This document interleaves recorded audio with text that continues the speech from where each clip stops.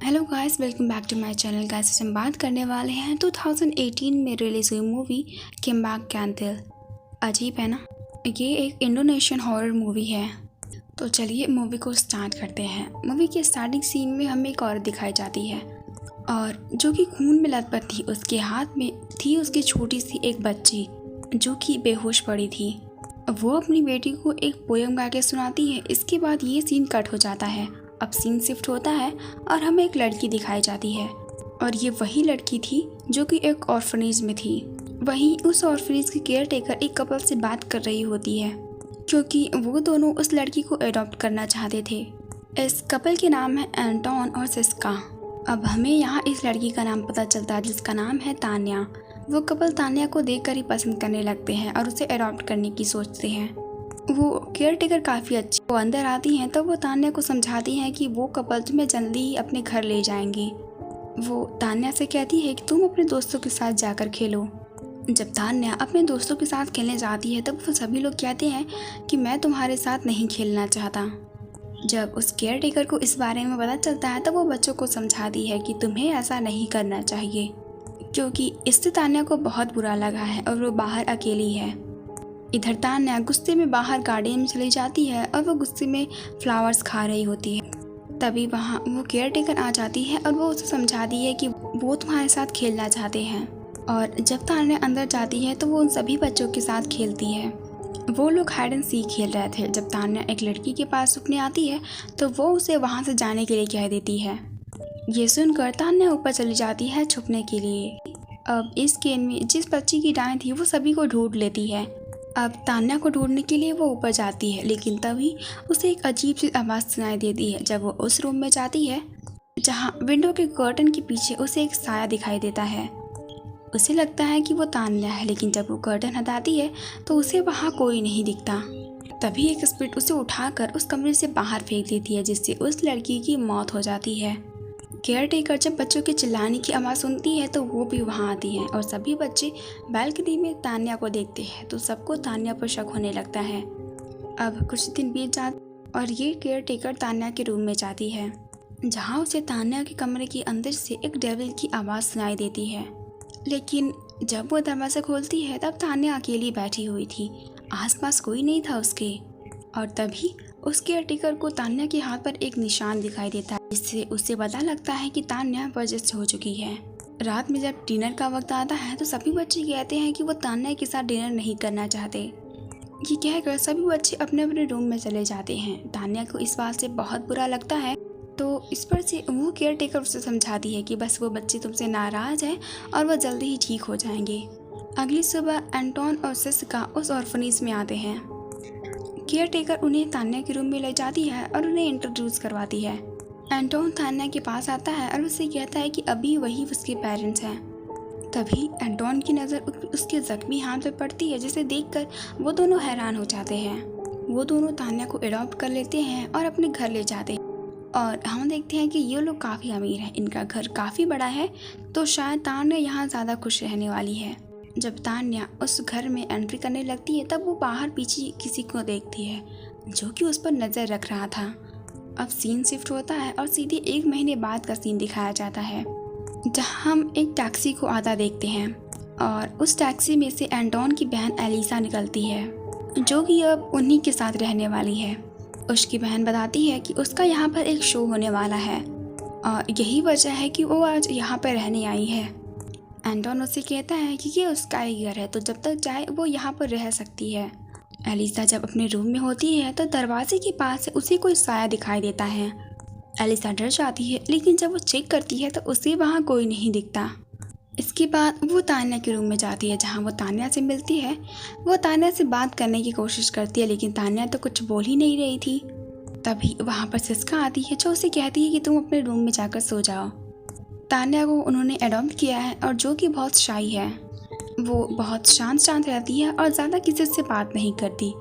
अब next morning Elisa garden में घूम रही थी और तभी वहाँ पर एन नाम का एक लड़का आता है जो कि उससे कहता है कि उसकी एक्टिंग ठीक नहीं है, उसे थोड़े और एक्सप्रेशन जोड़ने चाहिए जिससे उसकी एक्टिंग और भी अच्छी हो जाएगी। एलिसा ये सुनकर गुस्सा आ जाती है और वो कहती है कि तुम होते कौन हो मुझे ये सब बताने वाले। वो लड़का उसे बताता है कि उसका नाम एल है और वो फ्लावर्स डिलीवरी करने आया है। वो हफ्ते में 3 बार मिसेस सिस्का के लिए मंगोलिया फ्लावर्स डिलीवर करने के लिए आता है। ये उसे काफ़ी अजीब लगता है क्योंकि मंगोलिया फ्लावर ज़्यादातर किसी रिचुअल के लिए यूज़ किया जाता है। वो इस बात पर ज़्यादा ध्यान नहीं देती और वो अपना प्रैक्टिस फिर से स्टार्ट करती है। एल दरवाजे पर आके नॉक करता है और सिस्का बाहर आती है और उसे अपने प्राइवेट रूम में लेकर जाती है। तभी तान्या उधर जाने लगती है, लेकिन तभी वहाँ पर एंटोन आ जाता है जो कि तान्या को उधर जाने से रोकता है। वो उसे फिर से समझाता है कि उसने कितनी बार मना किया है उस रूम में जाने के लिए। यहाँ पर हम समझ पाते हैं कि ये दोनों कपल कुछ तो अजीब है, क्योंकि वो तान्या को उस रूम में जाने से मना करते हैं और वीक में 2 बार या 3 बार मंगोलिया फ्लावर का बार बार डिलीवर करना, और ज़रूर उस रूम में कोई सीक्रेट है जिसे वो लोग छुपा रहे हैं। अब उसी रात जब एलिशा अपना प्रैक्टिस कर रही होती है तब उसे एक अजीब आवाज़ सुनाई देती है, और जब वो बाहर आती है तब वो देखती है कि तान्या लगातार विंडो से बाहर देख रही थी एकटक बिना अपनी पलकें झपकाए। और जब एलिशा उस खिड़की के बाहर देखती है तब वहाँ पर उसे एक स्पिरिट नज़र आती है जो कि उसे डराती है। यहाँ पर एलिशा बहुत डर जाती है और वो तान्या से कहती है कि हमें खाना खाने के लिए चलना चाहिए। जब वो सभी लोग खाना खा रहे होते हैं तब एलिशा एंटोन को कहती है कि जब वो सभी लोग छोटे थे तब वो अचानक से घर से और बहुत कम समय में उसने काफ़ी तरक्की हासिल कर ली है। वो उसके लिए बहुत खुश है और वो चाहती है कि तुम और तरक्की करो। एंटोन उसे कहता है कि तुम मेरी बहन हो तो ये सब तुम्हारा भी है, तो जितनी देर चाहे तुम यहाँ पर रह सकती हो। एलिशा उसे कहती है कि मुझे लगता था कि तुम एक वीक पर्सन हो, लेकिन तुम तो बहुत हार्ड वर्किंग हो क्योंकि तुमने बहुत ही कम समय में इतनी सारी प्रॉपर्टीज़ बना ली हैं। ये सुनकर सिस्का कहती है कि ये सब पाने के लिए उसने बहुत ज़्यादा सेक्रीफाइस किया है। तभी एंटोन सिस्का का हाथ पकड़ लेता है और उससे कहता है कि वो चुप रहे। यहाँ पर हमें समझ में आता है कि एंटोन ने जो भी अपनी प्रॉपर्टी बनाई है शायद उसने इसमें ब्लैक मैजिक का सहारा लिया होगा। तभी एलिशा उनसे पूछती है क्या वो तान्या के रियल पेरेंट्स के बारे में कुछ जानते हैं।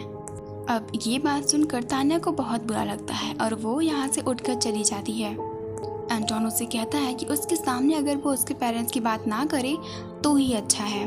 अब जब रात को एलिशा सो रही होती है तो उसे एक सपना आता है जहाँ वो दीवार पे बने एक पेंटिंग को देखती है जिसमें एक औरत होती है जो कि उसे पीछे मुड़कर देख रही होती है। ये देखकर वो काफ़ी डर जाती है और उसकी नींद खुल जाती है, और तभी उसे एक औरत के पोयम गाने की आवाज़ आती है जो कि तान्या के रूम से आ रही थी। और जब एलिशा तान्या के रूम में जाती है तब वो देखती है कि तान्या खिड़की के बाहर किसी को देख रही होती है। तभी तान्या के रूम का दरवाज़ा अपने आप बंद हो जाता है जिससे एलिशा बहुत डर जाती है। अगली सुबह तान्या सिस्का को देखती है जो कि अपने सीक्रेट रूम से बाहर निकल रही थी। जब वो तो उसे उस घर की मेड मिलती है जो कि बहुत सारे फ्लावर्स ले जा रही थी। वो उसे पूछती है कि आखिर इतने सारे मंगोलिया फ्लावर्स का क्या होगा।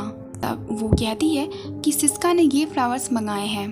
एलिशा फिर से पूछती है आखिर इतने सारे फ्लावर्स का वो करती क्या है, लेकिन इस पर से वो मेड उन्हें कुछ नहीं कहती और वहाँ से चली जाती है। शायद वो मेड उनसे कुछ छुपा रही होगी। एलिशा को ये सब काफ़ी अजीब लग रहा था और उसके बाद वो अपने थिएटर में चली जाती है। उसी थिएटर में उसे एल भी मिलता है जो उससे बात करने के लिए आता है। एलिशा उसे पूछती है कि तुमने जानबूझकर इस थिएटर में एंट्री लिया है, तो इस पर से एल कहता है कि उसे एक्टिंग में इंटरेस्ट है और यही वजह है कि उसने यहाँ पर एडमिशन लिया है। कुछ देर बाद एलिशा वॉशरूम में जाकर प्रैक्टिस कर रही होती है, तभी उसे वहाँ सफ़ेद कपड़ों में एक आत्मा नजर आती है। जब वो बाहर जाती है तो वहाँ पर उसे एल मिलता है। उसकी शक्ल देखकर एल से पूछता है कि तुम्हें क्या प्रॉब्लम है। जब एलिशा उसे सब कुछ बताती है तो एल कहता है कि मुझे भी तुम्हारे घर में कुछ गड़बड़ लगती है। तुम्हारे घर में जो नई लड़की आई है तान्या, वो बहुत अजीब एक्ट कर और एंटोनियो भी किसी से भी तान्या से बात नहीं करने देता। ये अजीब नहीं, ऐसा लगता है जैसे उसने तान्या को घर में कैद करके रखा है। एलिशा उसे कहती है कि उसका भाई ऐसा नहीं है। इसके बाद एलिशा उससे पूछती है क्या तुम जानती हो कि सिस्का उस फ्लावर्स का क्या करती है।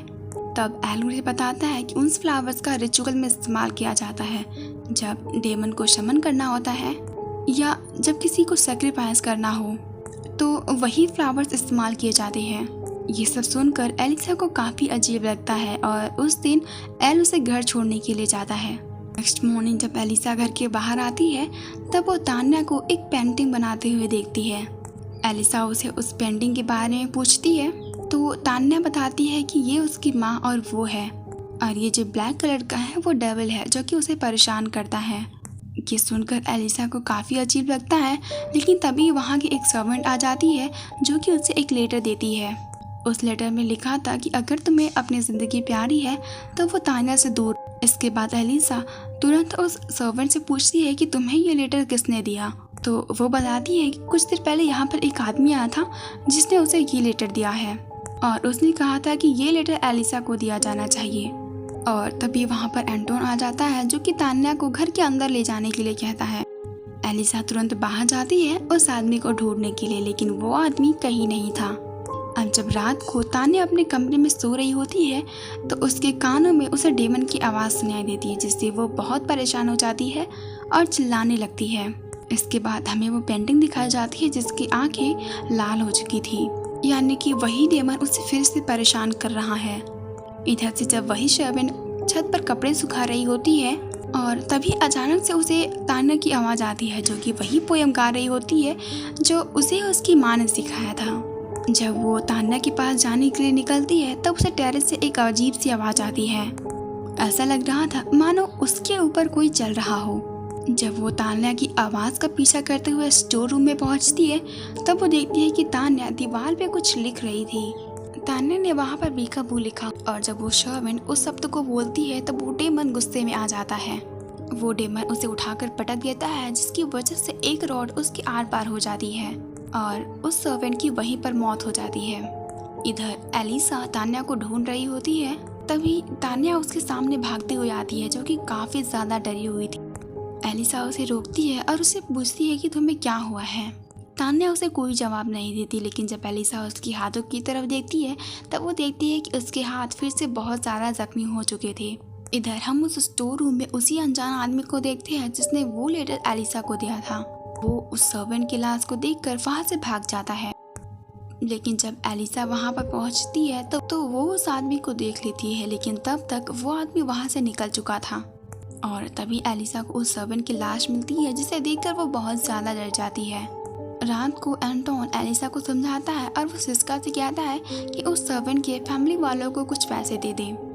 इस बात से एलिसा कहती है कि ज़रूर इस घर में कुछ गड़बड़ है, लेकिन एंटोन कहता है कि तुम इस पर ज़्यादा ध्यान मत दो, ऐसा कुछ भी नहीं है। एलिसा जब रात को अपने रूम में सो रही होती है तब उसे टेबल खरोंचने की आवाज़ सुनाई देती है। जब वो अपने मिरर की तरफ देखती है तो वहाँ पर उसे एक स्पिरिट नज़र आती है जो कि टेबल पर कुछ खुरच रही थी। ये देखकर वो काफ़ी डर जाती है और तुरंत सो जाती है। अगले सुबह एलिसा स्टेज पर अपना शो परफॉर्म कर रही होती है जहाँ पर उसके फैमिली मेम्बर्स भी होते हैं। उस शो में एक ह्यूमन सैक्रिफाइस दिखाया जा रहा था, लेकिन जब वो तान्या देखती है तो उसे बहुत बुरा लगता है। तभी वहाँ पर एक स्पिरिट आ जाती है जो कि उन सभी एक्टर्स को पटक देती है। ये देखकर सभी ऑडियंस डर जाते हैं और सभी वहाँ से भागने लगते हैं।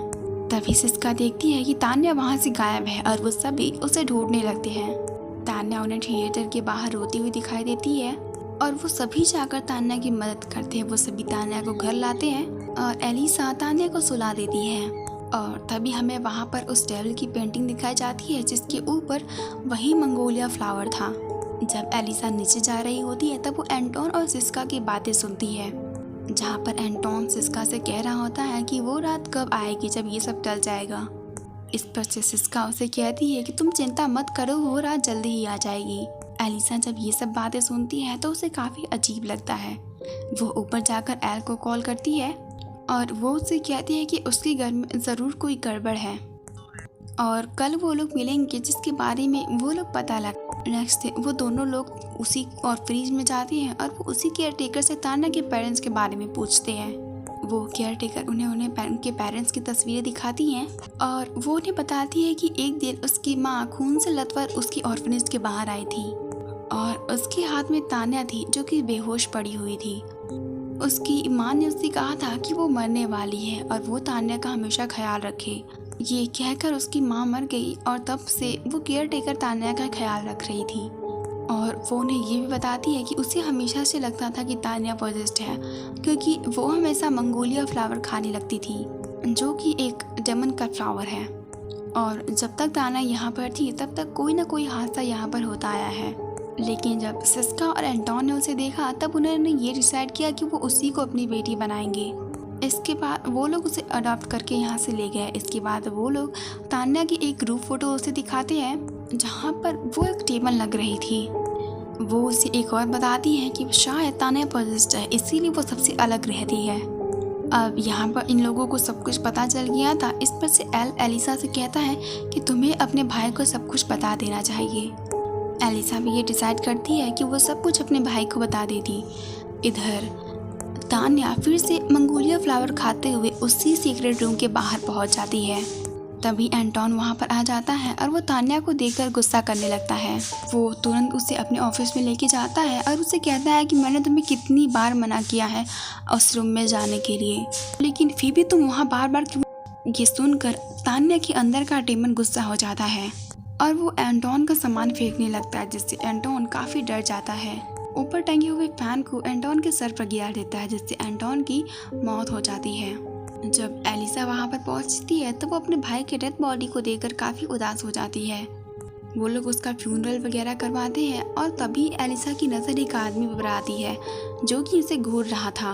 वो तुरंत उस आदमी के पास जाती है और वो उसे पूछती कि आखिर तुम हो कौन और तुम्हें मुझसे क्या चाहिए। वो आदमी उसे बताता है कि वो तान्या की माँ का भाई है और तान्या की बॉडी रेड डेविल के लिए माँ की गई है। तान्या का फादर एक रेड डेविल का कल्ट था जो कि डेविल का पूजा करता था और उसने डेविल से ये सौदा किया था कि अगर वो अमीर बच जाएगा तो वो अपनी बेटी का सौदा करेगा। रेड डेविल ने उसे बहुत सारी प्रॉपर्टी दी और जिस रात वो अपनी बेटी को सेक्रीफाइस करने जा रहा था और तभी उसकी बीवी वहाँ पर आ जाती है और वो उसे ऐसा करने से वो नाइफ से स्टैब करने लगता है, जिससे तान्या की मॉम के शरीर से बहुत सारे खून बहने लगे थे। लेकिन फिर भी तान्या की मॉम उसे किसी तरह से मार देती हैं और वो तुरंत अपनी बेटी को उठाकर ऑर्फनेज में जाती है और वहाँ पर उसे सौंप दिया और इसके बाद उसकी मौत हो गई। लेकिन तब तक उस रेड डेविल ने तान्या को पोजेस्ट कर लिया था और अब वो उसका सॉल लेना चाहता है।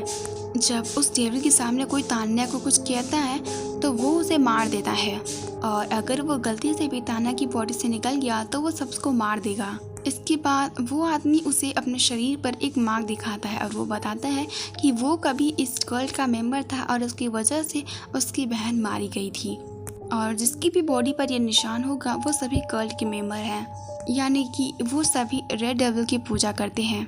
तभी वो आदमी सिस्का को उस तरफ आते हुए देखता है और वो वहाँ से चला जाता है। सिस्का एलिसा से पूछती है कि वो किससे बात कर रही थी, लेकिन एलिसा उसे कोई भी जवाब नहीं देती।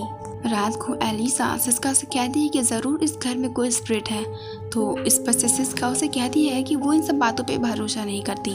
इधर तान्या की माँ का भाई वही एक रिचुअल करने जा रहा था ताकि वो उस डेमन को हमेशा के लिए भगा सके।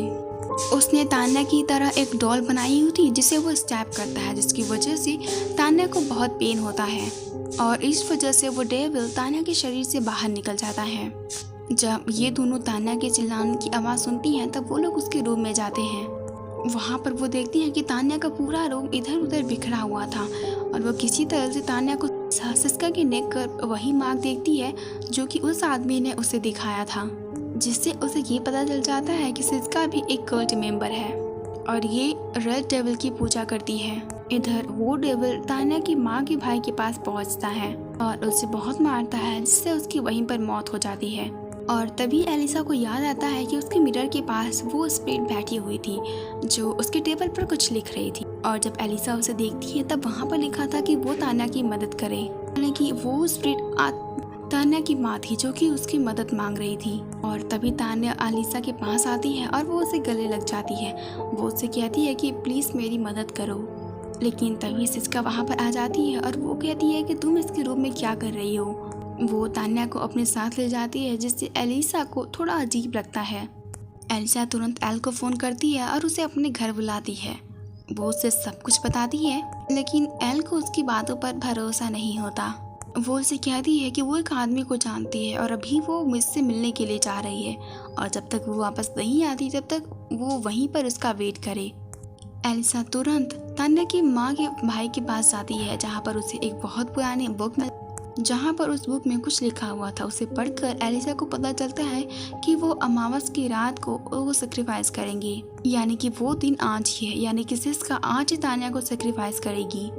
इधर एल जब एलिसा का इंतजार कर रहा होता है तब सिस्का उसके पास एक नाइफ लेकर आती है और उसे बुरी तरह से स्टैब करती है, जिससे एल की मौत हो जाती है। सिस्का तान्या को बेहोश कर देती है और अपने रूम में लेकर जाती है जहाँ पर वो रेड डेविल की पूजा किया करती थी। जब एलिसा वहाँ पर पहुँचती है तो उसे एल की लाश मिलती है, जिसे देखकर वो बहुत डर जाती है। वो तुरंत जाकर तान्या को ढूंढने लगती है लेकिन वो उसे कहीं नहीं मिलती। लेकिन तभी तान्या की मॉम उसे दिखाई देती है जो कि उसे रास्ता दिखा रही थी। इसके बाद सिस्का एक मंत्र पढ़ती है। इसके बाद वो तान्या को सेक्रीफाइस करने के लिए जाती है, लेकिन तभी एलिसा वहाँ पर आ जाती है और ये देखकर सिस्का को बहुत गुस्सा और वो एलिसा पर अटैक कर देती है। और तभी तान्या उठ जाती है और वो जोर से चिल्लाती है और हम उसके सर पर एक मार देते हैं, मानो कि वो डेविल उसके अंदर हो। वो डेविल सिस्का को उठाकर फेंक देता है, जिससे एक रॉड उसके शरीर के आर पार हो जाती है, जिससे सिस्का की वहीं पर मौत हो जाती है। उसके बाद तान्या तुरंत बेहोश हो जाती है और एलिसा उसे उठाती है और थोड़ी देर बाद तान्या उठ जाती है और हम देखते हैं कि वो डेविल उसके अंदर से जा चुका है। इसके बाद सीन शिफ्ट होता है और हमें एक दूसरा फैमिली दिखाया जाता है जहाँ पर उनकी एक बेटी थी और वो मंगोलिया फ्लावर खा रही थी। ये देखकर उसकी माँ उसे कहती है कि तुम ये फ्लावर मत खाओ वरना डेविल तुम्हें उठा ले जाएगा। और तभी हम उसके घर की एक तस्वीर देखते हैं जो कि अपने आप मुड़ रही थी। और यहाँ पर हम समझ पाते हैं कि जो सब कुछ शायद तान्या और उसके परिवार के साथ हुआ, अब वो सब कुछ शायद इस परिवार के साथ भी हो। The end. गाइस, अगर आपको ये वीडियो अच्छा लगा हो तो लाइक और शेयर ज़रूर करें और subscribe. Guys, thank you so much for watching this video. मिलते हैं किसी नेक्स्ट वीडियो में।